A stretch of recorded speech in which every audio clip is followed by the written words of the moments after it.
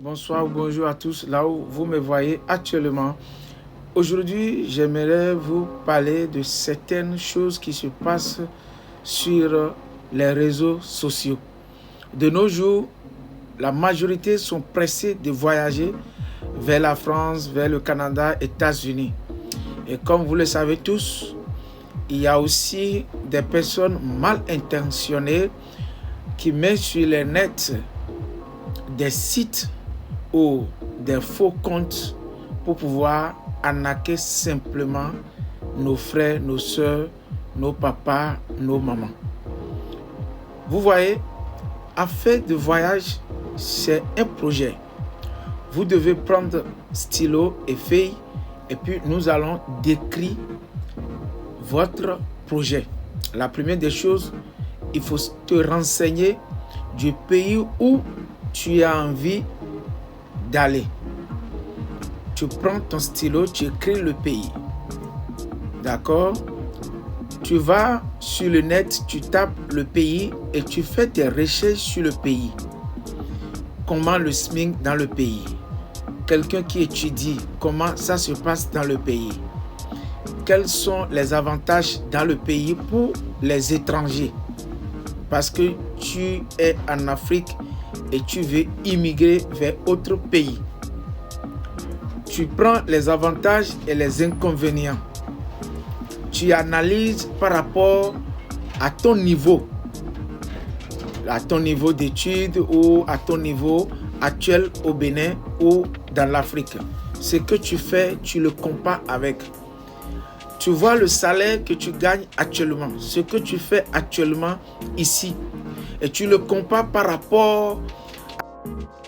Vous devez comparer le travail que vous êtes en train de faire dans votre pays par rapport à ce qu'on vous propose d'aller faire dans l'autre pays.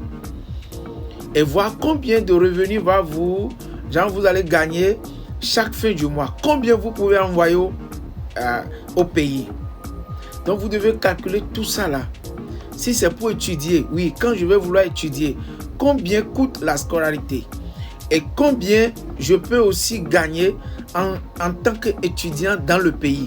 Et combien se lèvent les trucs, les loyers, voilà, manger, les abonnements pour les réseaux et autres, abonnements pour les trains et autres. Voilà, vous devez calculer tout ça là et comparer par rapport à ce que vous gagnez ici et aussi voir combien vous avez pour pouvoir débuter votre projet.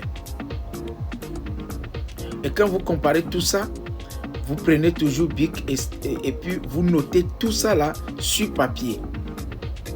Et puis c'est après ça maintenant, il faut chercher maintenant un facilitateur comme les agents de voyage comme nous et autres et venir poser ta situation, montrer ta situation, détailler ton projet et nous allons maintenant dire ok, voilà comment les processus au niveau de l'immigration, comment ça se passe.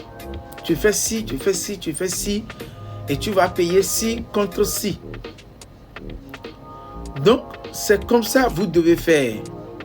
Mais je vois de nos jours, ils montent sur le net, ils voient, on dit tu veux voyager vers le Canada avec 200 000 francs. Et après, on va commencer par te dévaquer. Il est déjà chaud. On lui envoie un compte, il envoie déjà l'argent dedans.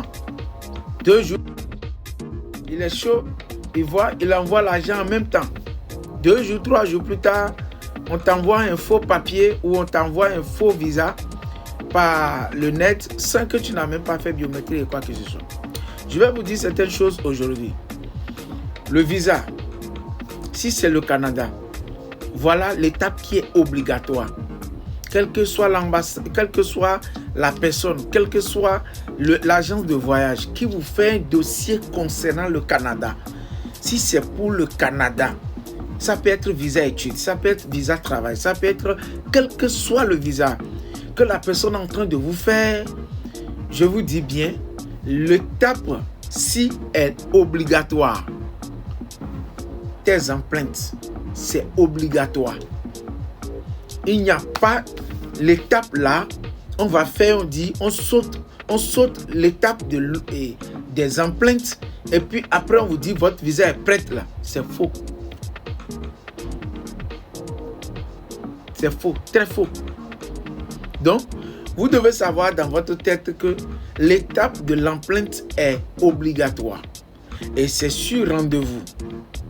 C'est sur rendez-vous. C'est seulement, bon, au niveau de l'ambassade du Nigeria, ce n'est pas sur rendez-vous. Tu vas juste faire tes formalités et aller à l'ambassade. Mais dans les autres pays comme le Ghana, Côte d'Ivoire, Dakar et autres, je crois très bien que c'est sur rendez-vous. Et la majorité, moi j'utilise souvent l'ambassade de Accra pour les gens du Bénin et pour Côte d'Ivoire pour les gens de la Côte d'Ivoire. Donc, c'est obligatoire que l'intéressé, quand vous soumettez le dossier de la personne, l'ambassade réclame ses biométries. Et puis,